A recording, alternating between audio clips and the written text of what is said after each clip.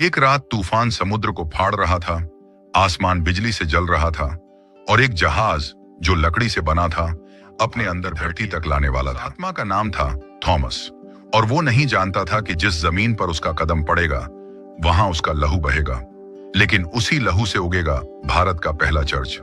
एक रहस्यमयी यात्रा की शुरुआत। ये कहानी ये उस पहली आग की कहानी है जिसने भारत की आत्मा में प्रकाश फैलाया और शुरू हुआ भारत में ईसाई धर्म का सबसे बड़ा रहस्य। भारत के पहले चर्च की और आदेश सन 52। लेकिन रोमन साम्राज्य ने अभी तक चैन नहीं लिया था। गलियों में बेचैनी थी। मसीह का जिसे डाउटिंग थॉमस कहा जाता था अब एक मजबूत विश्वासी बन चुका था। वह एक मिशन पर था, एक ऐसा मिशन जो उसके जीवन को बलिदान में बदल दे। गवर्नर ने गुप्त रूप से भारत को सोने की भूमि कहा जाता था। यह भूमि एक आध्यात्मिक लक्ष्य के लिए खींच रही थी। पेतरुस ने कहा, पूर्व की ओर बढ़ो, वहां तुम्हें मसीह के लिए रास्ता बनाना है। और थॉमस निकल रहस्यमयी भूमि की ओर, जिसके बारे में एक प्रकाश जो समुद्र से निकलता है और एक पहाड़ी पर चर्च बनाता है। तूफान और स्वप्न। थॉमस अलेक्जेंड्रिया पहुंचा, जहां उसे एक व्यापारी अब्बान मिला जो भारत के राजा गोंडोफार्नस के लिए थॉमस ने कहा, मैं कारीगर हूं आत्माओं का। अब्बान हंसा लेकिन साथ ले गया। जैसे ही जहाज भारत की ओर निकला, अरब सागर ने क्रोध दिखाया। काले बादल और लहरें जो जहाज को निगलने वाली थीं। रात में थॉमस को एक स्वप्न आया। एक प्रकाशमय व्यक्ति ने कहा, तू सही दिशा में है, लेकिन तुझे बलिदान के लिए तैयार रहना होगा। जहां तू जाएगा वहां तेरा लहू गिरेगा और वहीं खड़ा होगा पहला चर्च। सुबह जहाज मलाबार तट पर आकर रुका। आज का केरल, अदृश्य शक्ति और अद्भुत स्वागत। जब थॉमस ने पांव तट पर रखा, एक विचित्र बात हुई। आकाश शांत हो गया, तूफान गायब और आसपास की मछलियां तैरकर तट के पास आ गईं, जैसे समुद्र खुद स्वागत कर रहा हो। स्थानीय लोग इस अजनबी को देखकर हैरान थे। थॉमस ने स्थानीय भाषा नहीं जानी, लेकिन जैसे ही उसने प्रार्थना की, लोग उसकी ओर खींचे चले आए। वे कुछ समझ तो नहीं पाए, लेकिन उसमें कुछ अलौकिक था। राजा चेरामन पेरुमल के दरबार में खबर पहुंची, एक व्यक्ति है जो हवा में हाथ घुमाकर कुछ कहता है और बीमार ठीक हो जाते हैं। राजा ने उसे बुलवाया। दरबार में रहस्य और चमत्कार। थॉमस को दरबार में लाया गया। वहां एक बीमार राजकुमार पड़ा था जिसका इलाज कोई वैद्य नहीं कर पा रहा था। थॉमस ने प्रार्थना की और राजकुमार उठ बैठा। राजा स्तब्ध रह गया। तू कौन है? राजा ने पूछा। मैं उस प्रभु का सेवक हूं जो मृत्यु से जी उठा, यीशु मसीह। राजा ने कहा, तू मेरी भूमि में रह और जितने चाहो उतने लोगों को अपने प्रभु के बारे में बता। लेकिन यह सब आसान नहीं था। मंदिरों के ब्राह्मण, पुजारी और स्थानीय संतोषी लोग सब विरोध में थे। वे कहते थे, यह विदेशी हमारे देवताओं का अपमान कर रहा है। खतरों का साया और छिपी हुई भविष्यवाणी। एक रात मंदिर के पुजारी आपस में मिले और बोले, यदि यह व्यक्ति यहां रहा तो लोग हमारी बात मानना छोड़ देंगे। इसे खत्म करना होगा। लेकिन उस रात एक अद्भुत घटना घटी। मुख्य पुजारी को सपना आया जिसमें एक पहाड़ी पर एक सफेद चर्च था और उसके सामने सैकड़ों लोग दीपक जलाए खड़े थे। पुजारी डर कर उठा और थॉमस से मिलने गया। थॉमस ने कहा, तेरा सपना एक भविष्यवाणी है। यहाँ एक चर्च बनेगा और तू चाहे रोक ले, पर कोई रोक नहीं पाएगा। पहले चेलों की नियुक्ति। थॉमस ने कुछ स्थानीय लोगों को प्रशिक्षित किया, जैसे कि हब्बन, कोप्पन और अरुल। उन्होंने बपतिस्मा लिया और यीशु के पहले अनुयायी बने। उन्होंने पहली प्रार्थना सभा समुद्र किनारे एक चट्टान पर की और वहीं उन्होंने एक लकड़ी का छोटा क्रॉस गाड़ा। यहीं से भारत में पहला चर्च बनना शुरू हुआ। रहस्यमयी पत्थर जो आज भी गवाही देता है। थॉमस ने एक चट्टान को चुना जो बाद में सेंट थॉमस माउंट चिन्नामलाई के नाम से प्रसिद्ध हुआ। वहां उन्होंने कहा, यहां प्रभु का घर बनेगा।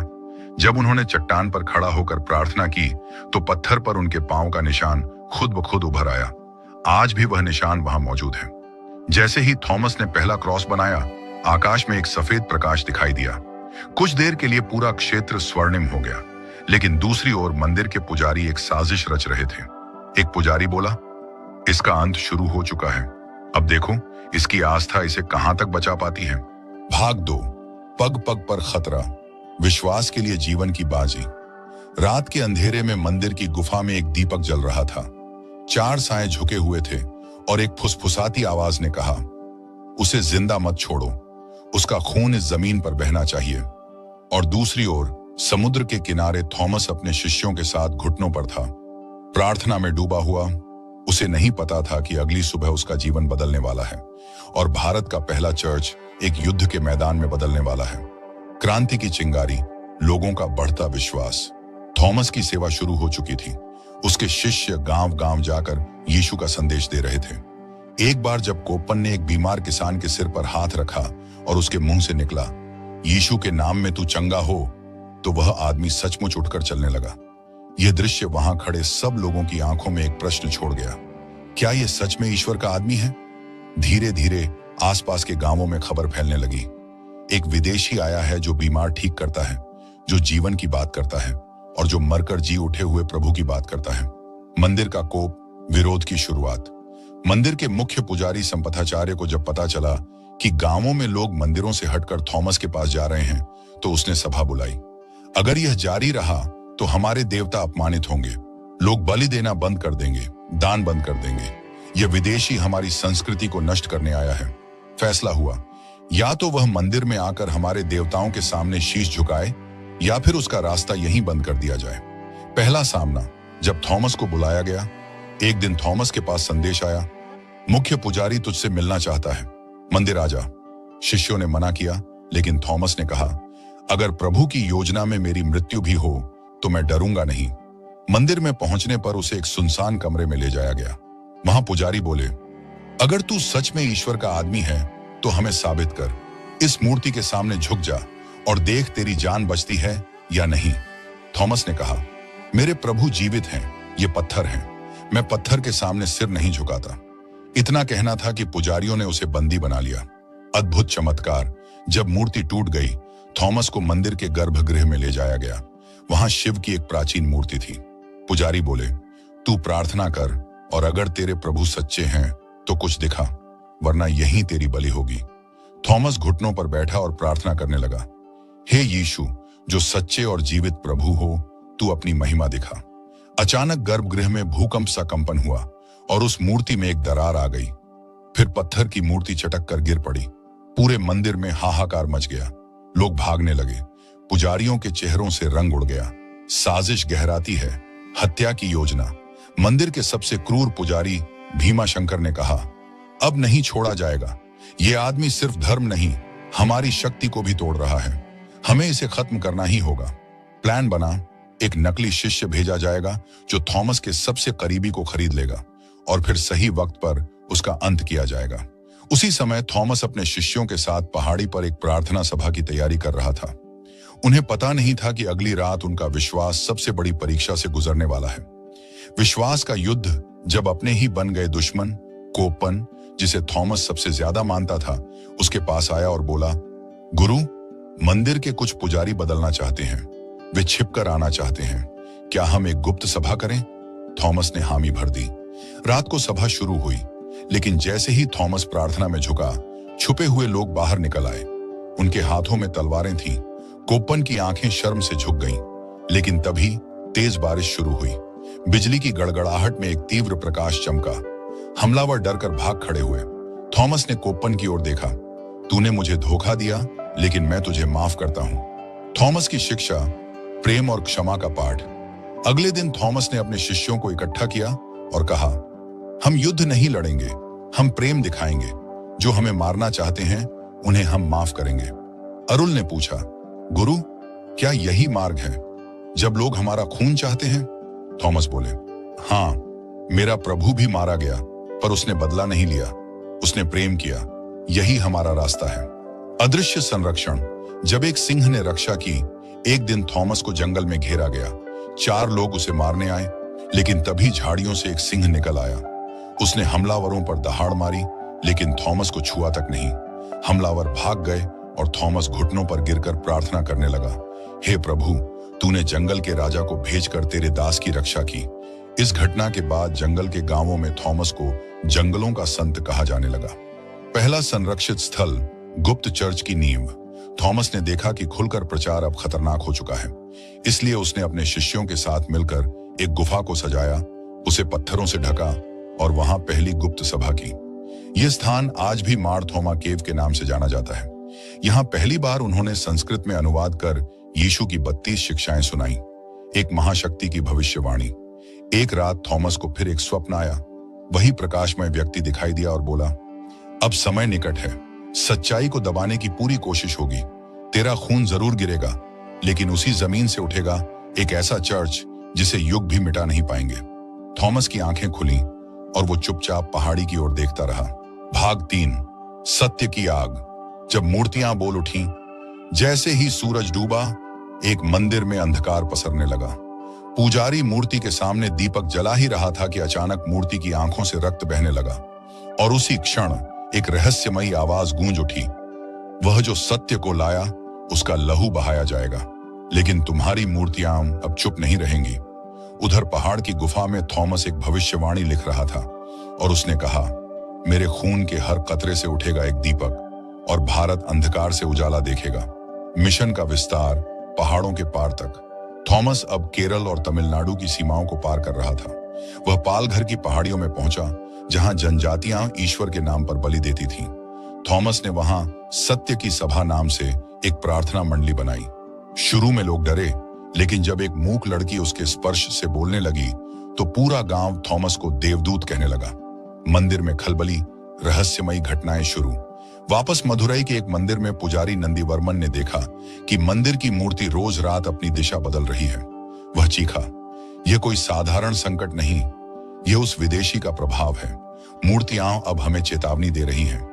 एक रात जब वह पूजा कर रहा था, मूर्ति के मुख से आवाज आई, सत्य को पहचानो वरना पत्थर भी बोल उठेंगे। जनसभा में अद्भुत घटना, पानी में आग। थॉमस ने एक नदी किनारे जनसभा की। वहां हजारों लोग जमा हुए। एक पुजारी चिल्लाया, अगर ये आदमी सच्चा है तो इस पानी में आग जला के दिखाए। थॉमस ने प्रार्थना की और नदी की सतह पर एक जगह तेज प्रकाश चमकने लगा। फिर वहां आग की एक लपट सी उठी और कुछ सेकंड में फिर पानी शांत हो गया। लोग सन्न, पुजारी भयभीत। षड्यंत्र की पराकाष्ठा। थॉमस को दानव घोषित किया गया। राजा के दरबार में पुजारियों ने शिकायत की, यह विदेशी एक मायावी है, यह लोगों को जादू से भ्रमित कर रहा है, इसे देश निकाला दिया जाए। राजा महेंद्र वर्मन ने गुप्तचरों को भेजा। उन्होंने देखा कि थॉमस पहाड़ियों में भूखों को खाना खिला रहा है, बीमारों की सेवा कर रहा है। राजा चौंक गया, यह कैसा मायावी है जो प्रेम सिखाता है। लेकिन पुजारियों ने आखिरी चाल चली, उस पर मंदिर की मूर्ति चोरी करने का झूठा आरोप लगा दो। जब पत्थर बोला, अद्भुत चमत्कार। थॉमस को एक झूठे आरोप में मंदिर लाया गया। उसे मूर्ति के सामने खड़ा किया गया और कहा गया, अगर तू सच्चा है तो यह मूर्ति बोलकर तेरा समर्थन करेगी। थॉमस शांत रहा। उसने आंखें बंद कर प्रार्थना की, हे जीवित प्रभु, तू बोल, क्योंकि ये मूर्ति तो पत्थर है, लेकिन तू हर पत्थर में सत्य भर सकता है। अचानक पूरे मंदिर में कंपन हुआ और मूर्ति के होंठों से धीमी आवाज आई, जो मेरे पास आया वह सत्य लाया, इस पर दोष मत लगाओ। पूरा मंदिर थर्रा उठा। कुछ लोग वहीं रो पड़े। गुप्त भविष्यवाणी, भारत के भाग्य की रेखा। उसी रात थॉमस ने एक भविष्यवाणी की, एक दिन इस धरती पर विदेशी आकर धर्म को फिर से बांटेंगे, लेकिन मेरी ये बात लिख लो, सत्य फिर लौटेगा और यह भूमि जो मेरे खून से सींचने वाली है, वही सबसे बड़ा सत्य का केंद्र बनेगी। शिष्य अरुल ने पूछा, गुरु, क्या आप जाने वाले हैं? थॉमस ने धीरे से कहा, नहीं, अभी नहीं, लेकिन तू लिखता जा, मेरे बाद यह लेखनी ही गवाही देगी। सत्य की यात्रा, एक लुप्त जाति का उद्धार। थॉमस एक ऐसे गांव पहुंचा जिसे लोग शापित क्षेत्र कहते थे। वहां लोगों को कुष्ठ रोग था। सदियों से कोई साधु वहां नहीं गया। थॉमस ने वहां पहुंचकर रोगियों को छुआ और सबसे आश्चर्य की बात, 3 दिन के अंदर 20 रोगियों की चमड़ी साफ हो चुकी थी। इस घटना को आज भी कुछ कोंकण गांवों में थॉमस पर्व के रूप में याद किया जाता है। स्वर्ण क्रॉस का रहस्य। एक दिन थॉमस को एक पुरानी गुफा में एक सुनहरी क्रॉस मिला। उस पर अरामी भाषा में लिखा था, सत्य जहां हो वहीं मैं हूं। थॉमस ने उसे पहाड़ी पर रख दिया और कहा, जिस दिन मेरी मृत्यु होगी यह क्रॉस चमक उठेगा और तब एक नया युग शुरू होगा। अग्नि परीक्षा। जब थॉमस को जलाने की कोशिश हुई, कुछ अंधे भक्तों ने थॉमस को घेर लिया। उन्होंने उसे बांधकर आग लगाने की कोशिश की, लेकिन जैसे ही आग जलाई गई, तेज बारिश शुरू हो गई और उस स्थान पर बिजली गिरी। लेकिन थॉमस को कुछ नहीं हुआ। उन लोगों में से 2 ने वहीं घुटनों पर गिरकर कहा, हमने जो किया उसके लिए क्षमा करें। थॉमस ने मुस्कुराकर कहा, प्रेम और क्षमा, यही मेरा उत्तर है। निर्णय का क्षण। राजा महेंद्र वर्मन अब स्वयं भ्रम में था। उसने थॉमस को बुलाया और कहा, तेरे कार्य अद्भुत हैं, पर मेरा राज्य अशांत हो गया है। या तो तू प्रचार बंद कर दे या राज्य छोड़ दे। थॉमस ने कहा, अगर मैं सत्य कहने से रुक जाऊं तो यह जीवन व्यर्थ है। मैं राज्य छोड़ दूंगा, पर अपने प्रभु को नहीं छोड़ूंगा। उसने अपना बस्ता उठाया और समुद्र की ओर निकल पड़ा, और उसी समय उस स्वर्ण क्रॉस से तेज प्रकाश फूटा और एक साया उस पर गिरा। किसी ने दूर से देखा, वो शायद कोई पुजारी था जो अब थॉमस का शिष्य बन चुका था। भाग 4, शहीद का आखिरी संदेश और चर्च का जन्म खून से। समुद्र की लहरों से टकराता एक थका हुआ पांव, हाथ में एक लकड़ी का क्रॉस और आंखों में वो चमक जो मौत को भी जीवन में बदल दे। थॉमस अब भारत के दक्षिणी छोर पर खड़ा था, पर उसे नहीं पता था कि जिस जमीन पर वह अब खड़ा है, वहीं कुछ दिनों में उसका लहू गिरेगा और वहीं से उठेगा पहला चर्च। एक चर्च जो ईंटों से नहीं, एक शहीद की आत्मा से बना होगा। अंतिम मिशन महांदी का रहस्य। थॉमस अब चेन्नई, पुराना नाम माइलापुर की ओर बढ़ा। यह एक समुद्र तटीय गांव था जहां नाविक, व्यापारी और मूर्ति उपासक रहते थे। यहां एक मंदिर था, कपालेश्वर मंदिर, जो मानव बलि के लिए कुख्यात था। थॉमस को खबर मिली कि एक छोटी बच्ची को बलि चढ़ाया जाना है। वह तुरंत मंदिर पहुंचा। बलि का दृश्य जब समय रुक गया, मंदिर के अंदर बच्ची को बांध दिया गया था। पुजारी तलवार उठाए खड़ा था। हजारों लोग देख रहे थे जैसे यह कोई उत्सव हो। तभी भीड़ को चीरता हुआ थॉमस भीतर आया। थॉमस, रुको, जीवन बलिदान नहीं मांगता, प्रेम मांगता है। पुजारी, तू फिर आया? क्या तू मृत्यु से नहीं डरता? थॉमस ने बच्ची को छुड़ाया। पुजारी ने तलवार उसकी ओर फेंकी, लेकिन तलवार हवा में थम गई, जैसे किसी अदृश्य शक्ति ने रोक लिया हो। लोग डर गए। भूकंप और भविष्यवाणी, धरती कांप उठी। उस रात माइलापुर में हल्का भूकंप आया। लोगों ने देखा कि मंदिर की मूर्ति टूट गई और अंदर से एक सफेद कबूतर उड़ गया। थॉमस ने कहा, प्रभु कहता है, यहां सत्य का मंदिर बनेगा, नाश होकर फिर निर्माण होगा। जहां खून गिरेगा वहीं अमृता उपजेगी। यह उसकी भविष्यवाणी थी, जो इतिहास बनने वाली थी। गुप्त शत्रु, राजा के पुत्र की साजिश। राजकुमार नृसिंह थॉमस से नफरत करता था। वह कहता था, यह विदेशी हमारी परंपरा मिटा देगा। उसने योजना बनाई, उसे मारकर समुद्र में फेंक दो, लेकिन ऐसे कि कोई जाने नहीं। 4 सैनिकों को नियुक्त किया गया। अंतिम प्रार्थना पहाड़ी की चोटी पर। थॉमस हर सुबह एक पहाड़ी, आज का सेंट थॉमस माउंट, पर प्रार्थना करता था। एक दिन जब वह आंखें बंद कर प्रार्थना कर रहा था, पीछे से 4 सैनिकों ने उस पर भालों से वार किया। पहला भाला उसकी पीठ में लगा, दूसरा भाला उसके सीने के पास, लेकिन थॉमस का चेहरा शांत था। वह कह रहा था, हे प्रभु, इन्हें क्षमा कर, ये नहीं जानते कि ये क्या कर रहे हैं। उसकी सांसें धीमी होने लगी, पर होंठों पर अंतिम शब्द थे, अब समय है चर्च के जन्म का। चमत्कार, लहू से बना क्रॉस। थॉमस का शरीर वहीं गिरा। जहां उसका खून गिरा, वहां मिट्टी लाल नहीं, सुनहरी हो गई। शिष्य अरुल और कुछ मछुआरे वहां पहुंचे।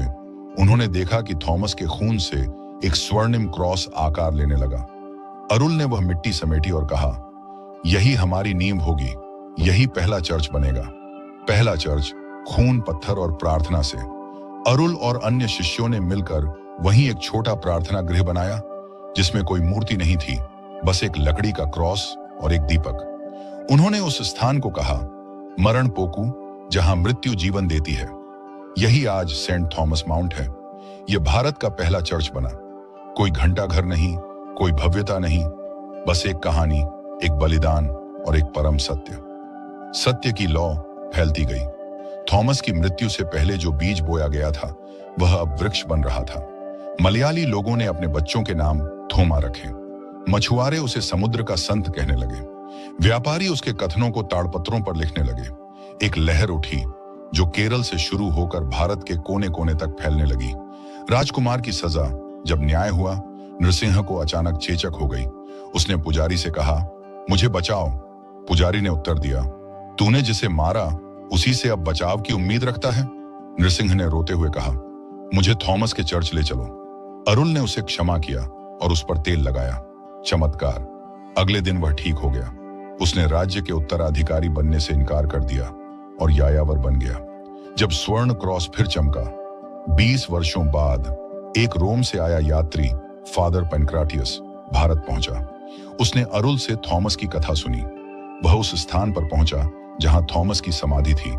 जैसे ही उसने हाथ रखा, वहीं का पुराना स्वर्ण क्रॉस फिर चमक उठा। उसी समय दूर पहाड़ी पर एक किरण गिरी, जैसे ईश्वर ने कहा हो, सत्य कभी मरता नहीं। भाग 5। जब सम्राटों ने घुटने टेके और भारत ने स्वीकारा अपना पहला चर्च। एक विदेशी जिसका ना खून यहाँ का था, न भाषा, न वेशभूषा, लेकिन उसने इस मिट्टी को अपना लहू दे दिया, और उस लहू से उगा एक ऐसा चर्च जिसे मिटाने कई आए, लेकिन हर बार वो और ऊंचा उठा। अब समय था भारत के सम्राटों का, जो अब तक सिंहासन पर थे, घुटनों पर झुकने वाले थे, उस सत्य के आगे जिसे कभी उन्होंने पराया समझा था।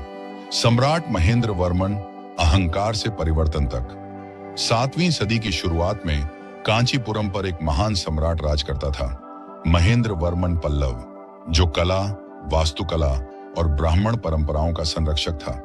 उसे खबर मिली माइलापुर में एक चर्च बन गया है जो मंदिरों के पास भीड़ खींच रहा है। वह क्रोधित हुआ, उस चर्च को गिरा दो, ये विदेशी धर्म हमें खा जाएगा। सैनिक भेजे गए, लेकिन जब वे चर्च पहुंचे, मिट्टी का बना छोटा घर जिसमें बस प्रार्थना हो रही थी। सैनिकों की वापसी, अकल्पनीय परिवर्तन। वे सैनिक लौटे, लेकिन चर्च को न तोड़ सके। क्यों? क्योंकि जैसे ही वे चर्च के पास पहुंचे, एक अद्भुत शांति ने उन्हें घेर लिया। किसी ने बांसुरी बजाई? नहीं, कोई नहीं था, पर वह ध्वनि उनके भीतर कुछ बदल गई। एक सैनिक ने कहा, राजन, वहां कोई जादू नहीं, बस सच्चा प्रेम है। सम्राट का संवाद चर्च के दरवाजे पर। सम्राट खुद माइलापुर पहुंचा। उसने चर्च में प्रवेश किया। वहां एक वृद्ध व्यक्ति प्रार्थना कर रहा था। अरुल, महेंद्र वर्मन ने कहा, तुम क्या जादू करते हो? लोग तुम्हारे पीछे क्यों हैं? अरुल ने शांतिपूर्वक कहा, हम जादू नहीं करते, हम सत्य सुनाते हैं। हम बताना चाहते हैं कि एक ईश्वर है जो राजा को भी माफ कर सकता है। महेंद्र वर्मन सन्न रह गया। थॉमस की अस्थियां जो जलती नहीं। सम्राट ने कहा, अगर ये धर्म सच्चा है तो तुम्हारे संत का शरीर कहाँ है? अरुल उसे उस स्थान पर ले गया जहां थॉमस को दफनाया गया था। मिट्टी हटाई गई, अस्थियां निकाली गईं। सम्राट ने आग लगवाने का आदेश दिया। अगर ये पवित्र है तो जलना नहीं चाहिए, लेकिन अस्थियां जलती नहीं, बल्कि अंगारों के बीच से एक रोशनी उठी और एक कबूतर उड़ गया। सम्राट कांप उठा। सम्राट का निर्णय, राजा घ्या का जन्म।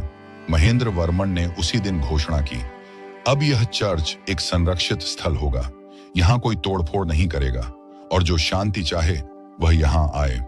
भारत के इतिहास में पहली बार एक हिंदू सम्राट ने एक चर्च को मान्यता दी थी।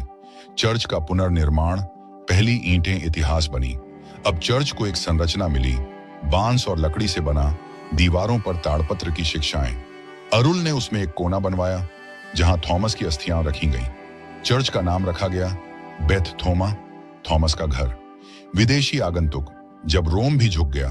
कुछ वर्षों बाद रोम से एक प्रतिनिधि मंडल भारत आया, जिसमें एक वरिष्ठ पादरी फादर एलियास थे।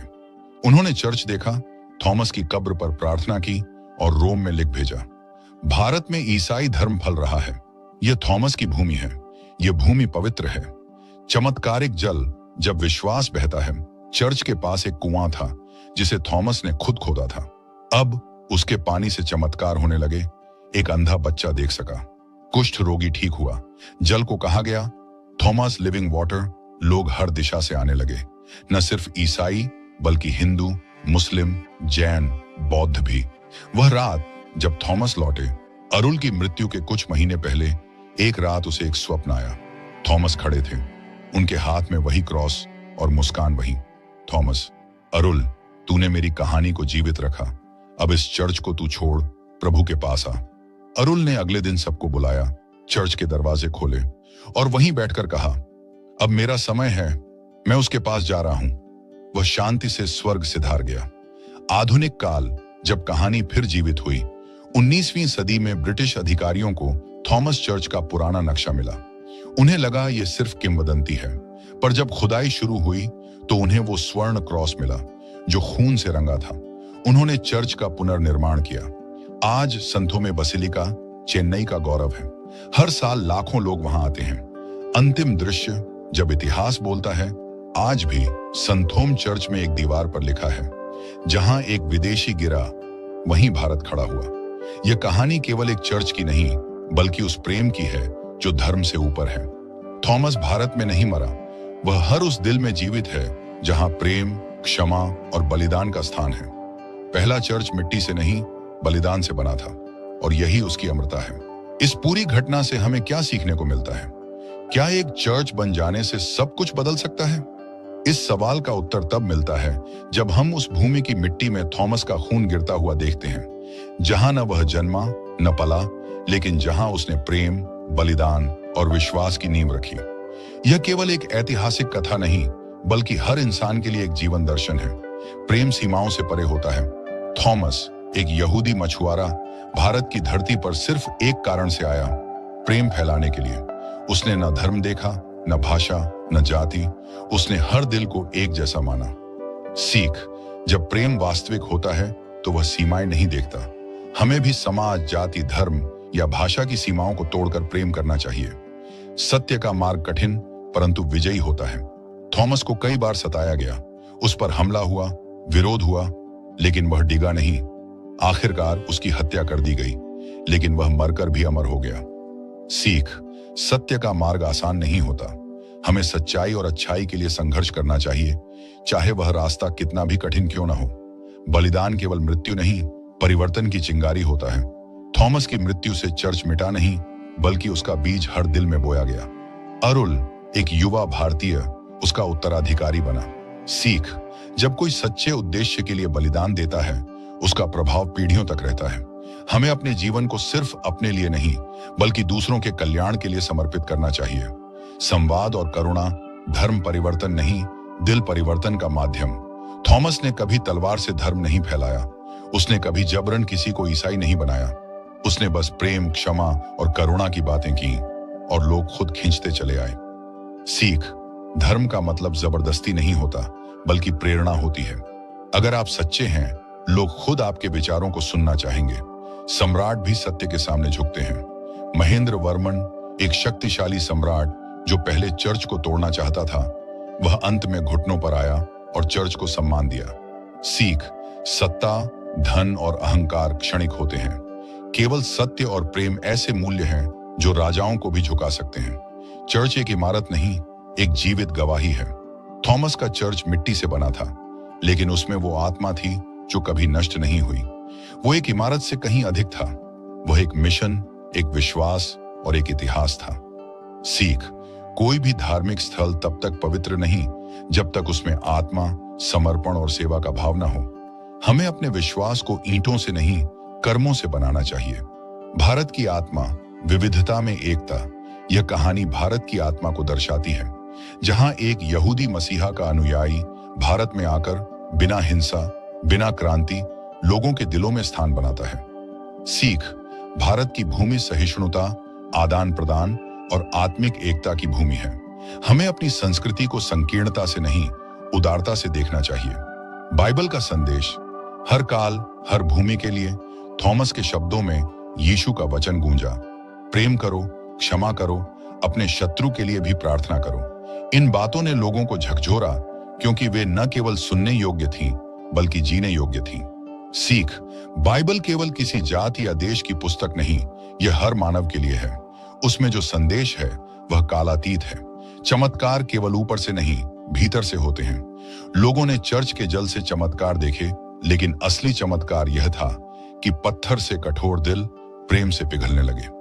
सीख, चमत्कार केवल चमत्कारी घटनाएं नहीं होते, बल्कि जब हम भीतर से बदलते हैं, वह सबसे बड़ा चमत्कार होता है। एक जीवन, एक बीज जो पीढ़ियों तक फल देता है। थॉमस का जीवन केवल 20 साल रहा भारत में, लेकिन वह 2000 साल तक जीवित है। क्यों? क्योंकि उसने अपने जीवन को बीज की तरह बो दिया। सीख, जीवन की लंबाई नहीं, उसकी गहराई मायने रखती है। हम भी अपने छोटे से जीवन से इतिहास रच सकते हैं। निष्कर्ष, जो मिट्टी में गिरा वह भारत की आत्मा में समा गया। आज संथोम चर्च केवल एक दर्शनीय स्थल नहीं है, वह गवाही है कि जब एक मनुष्य प्रेम, विश्वास और साहस से खड़ा होता है, तो वह पूरी सभ्यता को बदल सकता है। पहला चर्च केवल ईंटों से नहीं, बल्कि एक टूटे हुए इंसान के समर्पण से बना था, और यही उसकी शक्ति है, जो आज भी हमें सिखाती है कि अगर एक थॉमस इस धरती पर इतिहास लिख सकता है, तो हम भी अपने जीवन में नया अध्याय जोड़ सकते हैं।